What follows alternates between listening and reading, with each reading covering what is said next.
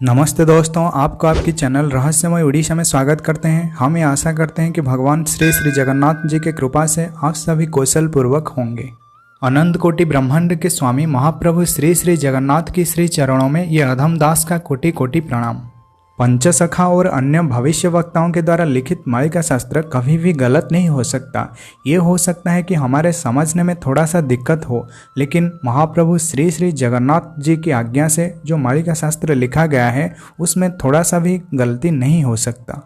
इसी समय धरती में बहुत ज़्यादा मात्रा में पाप कर्म हो रहा है। चारों तरफ अन्याय और अधर्म का साम्राज्य है और भक्त लोग इसी कष्ट से तड़प रहे हैं कि कब हमारे प्रभु आएंगे और हमें इसी नर्क से उद्धार करेंगे और मोक्ष की ओर ले जाएंगे।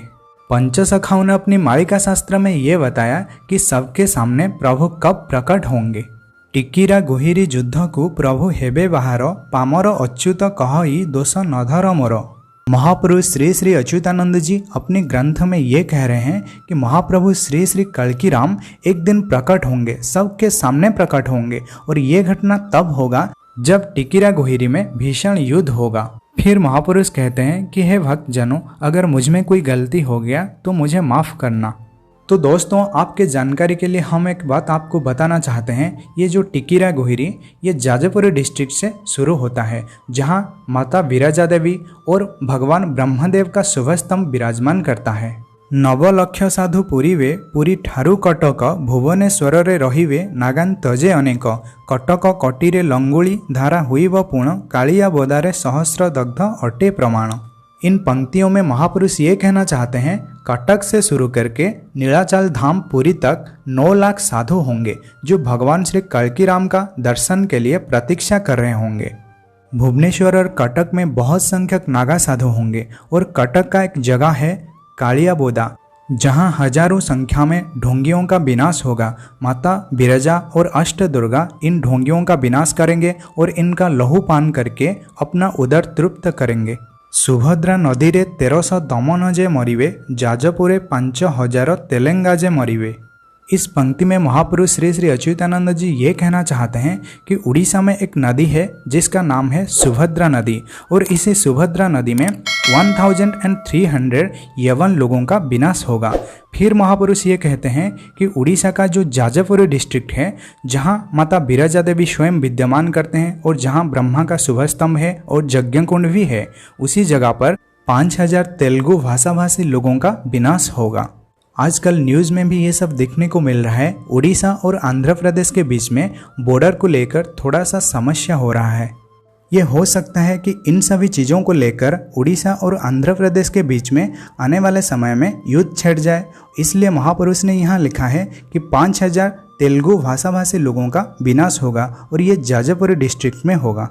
पिछले वीडियो में हमने आपको कहा था कि इसी उड़ीसा प्रदेश में एक बहुत बड़ा युद्ध होगा, जिसे महापुरुष अपनी जाई फूल मालिका में कहा है, जोबरा ठारू जटणी एहा मध्य युद्ध होइब पुणिल जाई फूल एहा प्रभुंक अटे जे बाणी। कटक डिस्ट्रिक्ट में एक जगह है जिसका नाम है जोबरा और खोर्धा डिस्ट्रिक्ट में एक जगह है जिसका नाम है जटणी और महापुरुष ने कहा है इसी जोबरा से लेकर जटणी तक महाभयंकर युद्ध होगा। इसके दूसरे पंक्ति में महापुरुष श्री श्री अच्युतानंद जी फिर कहते हैं, पत्थर मुंडेई ठारू जे व्याघ्र बाहर हेब भोग अंबा सैन्य भक्षिब एका भकत थिब। इस पंक्ति को हम जरा ध्यान से समझने की प्रयत्न करते हैं, क्योंकि इसके ऊपर पिछले 2 या 4 दिन पहले हमारा एक भक्त के साथ कुछ बातचीत हुआ था और वो हमें कुछ बहुत ही इम्पोर्टेंट इन्फॉर्मेशन इसके ऊपर प्रोवाइड किए थे। जब आने वाले समय में इसी उड़ीसा के पावन धरती में एक भीषण युद्ध होगा, तब लाखों संख्या में विदेशी सैन्य इसी उड़ीसा के पावन धरती में घुस आएंगे। इसी समय एक बहुत बड़ा शेर निकलेगा और विदेशी सैन्यों का भक्षण करने लगेगा। वास्तव में ये एक शेर नहीं बल्कि एक देवी माता है जो कई युग से भगवान श्री कल्की राम की आराधना में लीन थी। एक दिन भगवान श्री कल्की राम उस व्याघ्र देवी के पास जाएंगे और उस माता को तपस्या से जगाएंगे और उन्हें ये आदेश देंगे कि मैं जब अगली बार तुम्हें आदेश दूंगा, तुम इन म्लेच्छ लोगों का विनाश करना और उनका लहू पान करना। उस व्याघ्र देवी के आक्रमण से सिर्फ भक्त लोग ही बच पाएंगे जो भगवान श्री हरि, भगवान श्री नारायण की पवित्र नाम का अपनी मन ही मन उच्चारण करते रहेंगे। तो दोस्तों इसी वीडियो में बस इतना ही है। अगर आप लोगों के मन में कोई डाउट है तो आप हमें कमेंट सेक्शन में ज़रूर पूछिए।